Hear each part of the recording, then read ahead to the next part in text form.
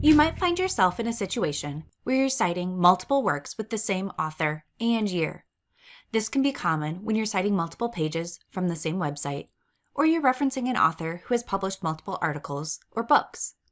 In these cases, where you have more than one source with the same author and year, you need to differentiate them in both the reference list and the corresponding citations, so the reader knows which source you're referring to in which citation. To create this differentiation, add lowercase letters to the publication year for the source. Let's look at our example. Here we have the same author, the Institute of Education Sciences, and publication year, 2013. Note that the entries are ordered alphabetically by the titles, since the author and date are the same. To differentiate the sources, I've added A and B to the entries respectively. We only have two sources with the same author and year, so I've only used A and B, but if you had more sources, you'd continue to go down the alphabet.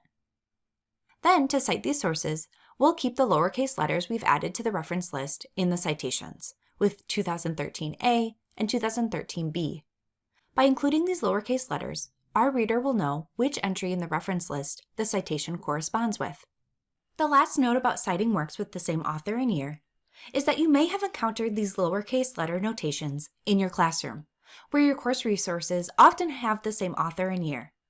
In those cases, note that if you are citing those sources in your own writing, you'll need to reassign the lowercase letters, depending on how many of the sources with the same author and year you include in your writing. You won't necessarily follow the same lowercase letter notations that the list of resources in your classroom has. And that's all you need to do to differentiate between sources with the same author and year.